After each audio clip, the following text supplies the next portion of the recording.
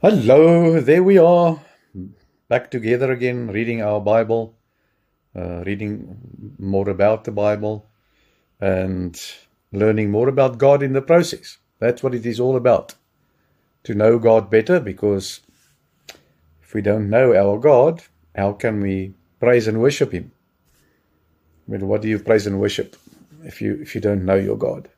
So it's important. That's why we're busy with this every day. And with time, slowly but surely, it will happen. It takes 70 years or 80 years or 90 years, depending on how long you live, to learn all about God, and then the next moment you will be there. And then you will be allowed in because you're a child of God. If you don't know God, then it means that you can't be His child. Simple as that. If you know God, you go to heaven because you are His child, and you will live with Him for everlasting time. Okay, so that's why we do it. That's the why. And we are fortunate and blessed because we can do it every day. Isn't that wonderful? Sometimes you don't feel like it, but remember, it's all for a good cause. Even if you're not hungry, you have to eat. Otherwise, your body won't grow. Your brain, which is the most important part of your body, won't grow. So we read from chapter 16, Laat my lammers wei. We did chapter 15 the day before. And it was all about the plagues. Did you read through the plagues? The 10 plagues, and the last plague, which eventually swung the Pharaoh's mind or heart to say, that's enough. I had enough of these Israelites, just go. But now they are on their way in the desert. Hundreds of thousands, maybe million or more, Israelites with all the animals and all the belongings they could carry or put on the camels and so on. So a very, very big, very large group of people. I don't even want to imagine how many kilometers long this bunch of people were when they walked. So they are on their way now through the desert. They are going to the promised land. And Moses knew where to go. But because the Pharaoh decided to chase on behind them, they needed to follow a route that goes away from the one they actually wanted to take, so that they can mislead him. And to be able to travel, the Lord led the Israelites, showing His presence and protection through a pillar of cloud. Now, during the day, it was a pillar of cloud showing them the way, but at night, it became a pillar of fire, which lighted up the route on which they needed to travel. So, as we said, the Lord led them, and intentionally, not the shortest route to Canaan, instead towards the Sea of Reeds. And the Pharaoh heard of their change in direction, because he was thinking that if they go straight to the promised land, then I will easily catch them. But now they go through, God led them through the desert, and it was making life more difficult for the Pharaoh. They became extremely frightened, the Israelites, and complained to Moses that they would die in the wilderness, in this desert. Why did He bring them out of Egypt? Now they're going to die in the desert. Moses instructed them to stand still and observe the salvation of the Lord, the one that He would provide. The pillar of cloud moved position itself in between the Egyptians and the Israelites, bringing darkness on the one side and bringing light on the side of Israel. Isn't that amazing? There's this big cloud that on the one hand one side was pitch black, no light for the Egyptians to travel at night, but on the other side, light so that the Israelites could travel even at night to get away from the Egyptians. Moses, at some point, when they got thirsty, was commanded to stretch out his staff over the sea. Oh, not when they got thirsty, but when they arrived at the Sea of Reeds. Moses was instructed to stretch out his staff over the sea. And a strong east wind blew throughout the night, causing the water to separate. So it was possible for the Israelites to cross the sea. It's not a sea as in from here to Australia. It's a sea like a lake, like a big lake. You could see from this side, you could see the land on the other side. But it was that portion of sea that they needed to cross. So they were able to go through the sea on dry ground. Not dry as in dry, but no water. Because during the night, this very, very heavy wind blew the sea to one side. When the Egyptians followed them, the Lord created confusion amongst their ranks. So Moses lifted his staff again, and the waters returned to their original position, which means immediately when Moses did that, the wind stopped blowing, and this wall of water that was blown up by the wind suddenly was released, and it just rushed back like a big dam wall that was broken, drowning the Pharaoh and his entire army. So Israel was finally free and celebrated the victory, led by Moses' sister Miriam, who sang a song in triumph, a praise song to God. So after the crossing of the Sea of Reeds, they traveled for a couple of days, maybe 3 days, into the desert, and then started complaining about the water that I was referring just now. And because the water at the place where they were was very bitter. You could not drink the water. It was there, but it was undrinkable. So Moses cried out to the Lord, who showed him a piece of wood to throw into the water, and it will make it sweet and drinkable. So that's what Moses did.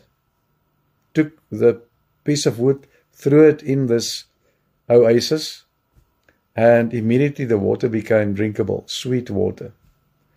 Later on, they reached Elim, a pleasant resting place featuring 12 water fountains. Isn't that amazing? And 70 palms. So there was like a water point for each of the 12 tribes.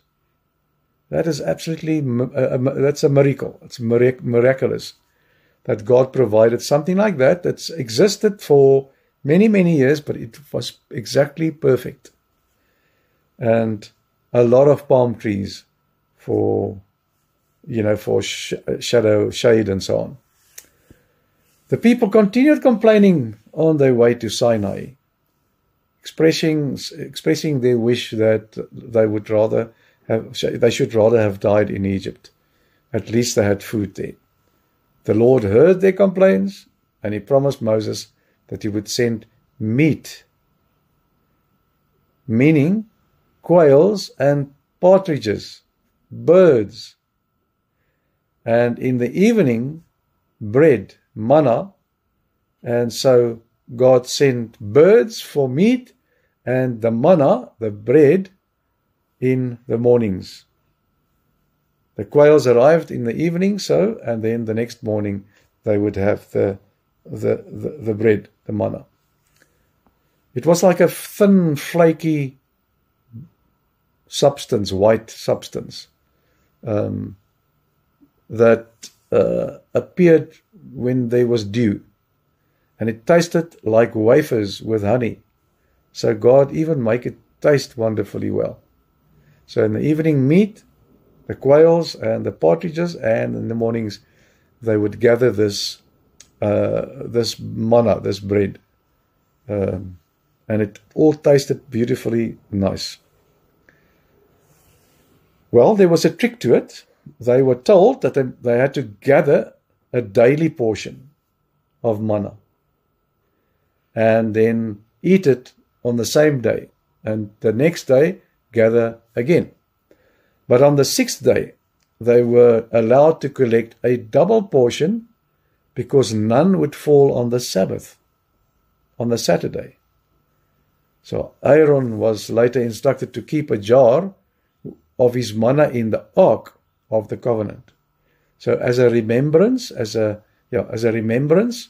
he should gather some manna, put it in a flask, and put it inside of the ark of covenant. So that was the only time when you were allowed, or that somebody was allowed to keep the manna for another day. Well, water from the rock is what I also spoke about. The people, when they complained again about how thirsty they were and there's not enough water, they quarreled with Moses, and they really tested the Lord, because the Lord was now helping them to get away from Egypt. He was providing for them every day, but still they complained. So now the Lord instructed Moses to take the elders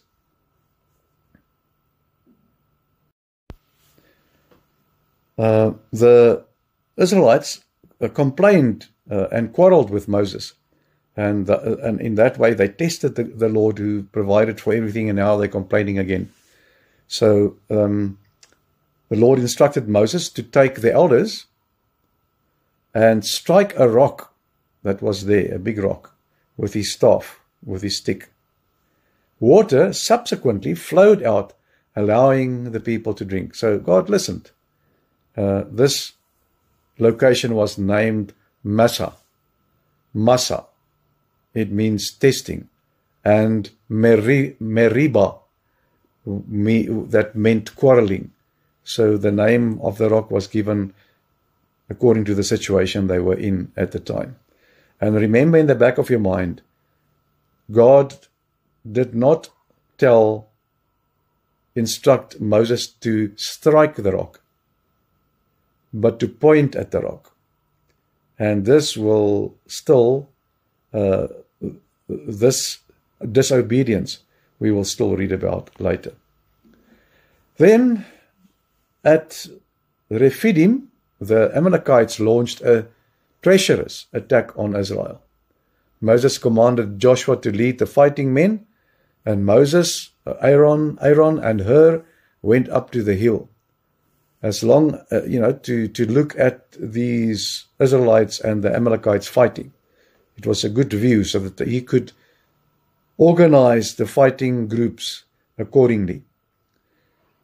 As long as Moses kept his hands raised towards heaven, he prayed to God to please help them, Israel would win the battle. But whenever he lowered them, because he got tired, the Amalekites would gain the upper hand. So Aaron and Hur helped Moses, keeping his hands raised until sunset, leading to a complete victory of Israel. God ordered the Amalekites to be completely destroyed. So Moses built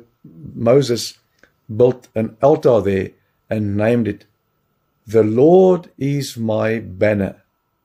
The Lord is my banner.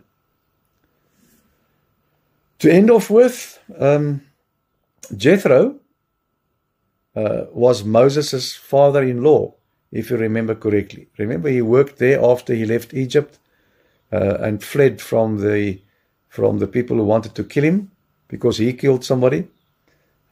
He came to visit him. Jethro advised Moses to delegate authority by appointing 70 elders to help him judge the people and manage their disputes.